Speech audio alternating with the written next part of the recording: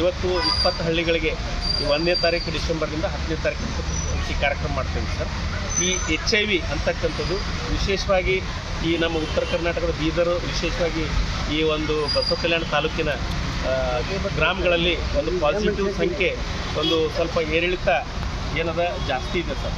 ಅದಕ್ಕಾಗಿ ನಮ್ಗೆ ಆರೋಗ್ಯ ಇಲಾಖೆ ಇಲ್ಲಿ ಕಳಿಸಿ ಇದ್ರ ಬಗ್ಗೆ ಒಂದು ಜಾಗೃತಿಯನ್ನು ಮೂಡಿಸಿ ಜನರಿಗೆ ಈ HIV ಈ ತಾಲೂಕಿನಲ್ಲಿ 0ಗೆ ತರಲಿಕ್ಕೆ ಪ್ರಯತ್ನವನ್ನು ಮಾಡಬೇಕು ಅಂತ ಹೇಳಿ ಆ ಒಂದು ದಶೆಯಲ್ಲಿ ಇವತ್ತು ಈ ಬಸವ ಕಲ್ಯಾಣ ಪಟ್ಟಣದ ಈ ಒಂದು IB ಸರ್ಕಲ್ ಎದುರುಗಡೆ ಕಾರ್ಯಕ್ರಮವನ್ನು ಬೀದಿನಾಡು ಜಾನಪದ ಕಾರ್ಯಕ್ರಮ ಕೊಟ್ಟಿವಿ ಸರ್. ಇದಕ್ಕೆ ಒಳ್ಳೆಯ ಸ್ಪಂದನೆ ನಮಗೆ ಸಿಗ್ತಾ ಇದೆ.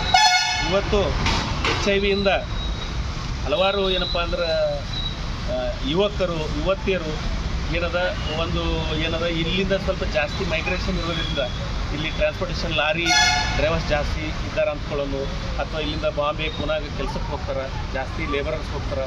ಅವ್ರು ಮನೆ ಬಿಟ್ಟಿರೋದ್ರಿಂದ ಸ್ವಲ್ಪ ಮೈಗ್ರೇಷನ್ ಜಾಸ್ತಿ ಇರೋದ್ರಿಂದ ಇಲ್ಲಿ ಪಾಸಿಟಿವ್ ಸಂಖ್ಯೆನೂ ಕೂಡ ಇದೆ ಅಂತ ನಾವು ತಿಳ್ಕೊಂಡಿರ್ತಾರೆ. ಬಟ್ ಇದ್ರ ಬಗ್ಗೆ ಈಗ ಔಷಧಿ ಇಲ್ಲ ಅಂತ ಒಂದು ಭಾವನೆ ಇದೆ, ಆದರೆ ಇದಕ್ಕೆ ಔಷಧಿ ಇದೆ ನಮ್ಮ ಲೆಕ್ಕದಲ್ಲಿ. ಏನಂದರೆ ಇದು ಜಾಗೃತಿನೇ ಇದಕ್ಕೆ ಒಂದು ಔಷಧಿ.